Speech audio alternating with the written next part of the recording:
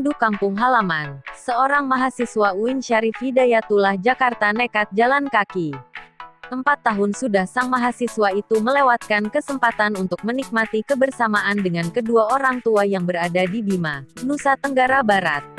Dialah Rindu Sarjan, 21. Tahun ini dia bertekad bulat untuk pulang ke kampung halaman, berkumpul bersama keluarga tercinta sebagaimana idaman setiap insan menyambut Lebaran. Kebetulan kampus libur, gak ada kerjaan juga. Di kosan sendirian teman udah pada mudik, ujar mahasiswa UIN Syarif Hidayatullah Jakarta ini kepada IDN Times, Kamis, tanggal 14 Mei tahun 2020. Namun, pandemik COVID-19 menjangkiti Indonesia. Pemerintah menerapkan pembatasan sosial berskala besar, PSBB. Razia operasi ketupat digelar di mana-mana. Apalagi, larangan mudik pun berkali-kali digaungkan pemerintah. Tak ada jalan lain, Sarjan pun memilih mudik dengan berjalan kaki. Perjalanan ia mulai dari Ciputat pada tanggal 26 April tahun 2020. Tujuan utama ditanamkan kuat-kuat dalam benaknya, Pelabuhan Ketapang Banyuwangi, Jawa Timur. Tapi berjalan jauh berhari-hari tidak semudah yang dibayangkan.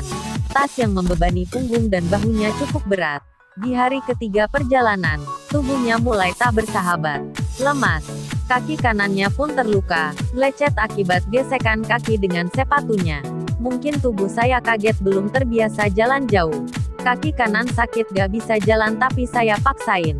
Sebagian baju saya bagiin ke gelandangan supaya beban tas saya ringan. Mahasiswa Fakultas Adab dan Humaniora itu bertemu dengan 3 orang yang senasib dengannya di Subang. Hanya beda tujuan mudik. Sarjan mengatakan ketiganya hendak mudik ke Solo, Cilacap, dan Surakarta. Seperti dirinya, ketiga orang itu pun terpaksa mudik dengan jalan kaki. Mereka habis kena PHK. Mereka berempat berkenalan semakin akrab ketika sama-sama menebeng di sebuah truk menuju Jawa Timur. Sesampainya di Jawa Tengah, mereka turun, tinggal saya sendiri bersama sopir lanjut ke Banyuwangi. Berbekal rep 380.000, Sarjan hanya bisa makan sehemat mungkin dan tidur di emperan toko.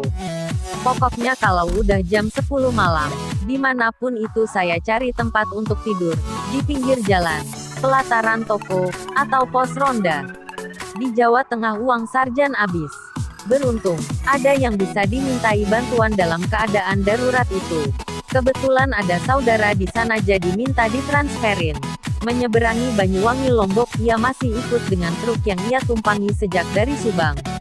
Sesampainya di Pelabuhan Lembar, Sarjan harus turun dari truk karena mereka beda arah tujuan.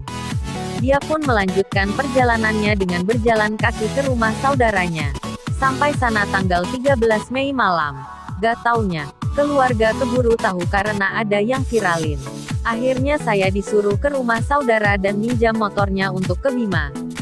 Sesampainya di rumah yang sangat ia rindukan, kedua orang tuanya memeluk erat Sarjan.